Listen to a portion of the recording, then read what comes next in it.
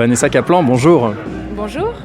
Vous êtes fondatrice de la société CUP et vous vous trouvez ici au Carnaval numérique à la Cité de la Villette où vous proposez un atelier. Alors en quoi consiste-t-il ? Alors l'atelier, nous on fait du numérique dans cet atelier, mais sans numérique. En fait, on fait un atelier de conception de jeux vidéo pour montrer les phases qui sont préliminaires à tout ce qui est programmation, création graphique.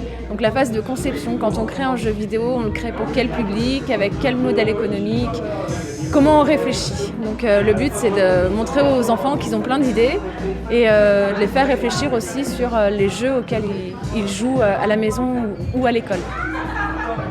Alors vous allez participer à Super Demain au mois de mai. Qu'est-ce que vous avez l'intention de proposer ? La même chose.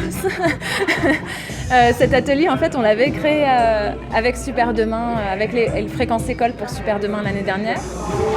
On pense que ce serait sympa de le refaire, mais cette fois-ci d'aller un petit peu plus loin parce qu'on était un petit peu frustrés du fait de rester seulement dans la conception. Donc on aimerait bien essayer de voir si on peut réussir à aller un peu dans la fabrication, montrer aussi l'envers du décor et travailler plus particulièrement sur le level design d'un jeu. Comment est-ce qu'on gère la difficulté dans un jeu vidéo et comment les gamins, les enfants réussissent à voir le travail en fait de concepteur de jeux vidéo et de game designer. Parce qu'à CUP, vous réalisez des jeux vidéo et vous accompagnez également des enfants dans la conception de ces jeux. Oui, chez CUP, on fait des jeux vidéo pour les enfants, principalement éducatifs. On travaille beaucoup sur les mathématiques, en lien avec le CNRS.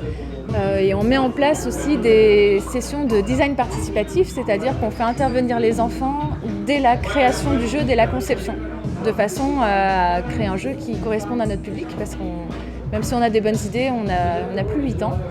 On fait aussi intervenir les enseignants, parce que le but c'est aussi que les enseignants réussissent à s'approprier ces outils-là au sein de la classe. Donc voilà, on est déjà dans cette démarche d'être à la rencontre du public. Ici au Carnaval numérique, vous avez rencontré des parents, des enseignants, des enfants. Quelles ont été leurs réactions ? Alors les enfants, c'est souvent les mêmes réactions. On s'aperçoit qu'ils jouent à des jeux vidéo interdits aux moins de 18 ans. Et qui nous le disent sans vergogne, ils jouent à GTA à 11 ans et ça ne les gêne pas. Donc on a un travail de pédagogie. L'atelier est aussi intéressant pour ça, c'est que ça permet aussi de faire réfléchir quand les enfants sont accompagnés par les parents au fait que le jeu vidéo, c'est pas forcément destiné qu'aux enfants.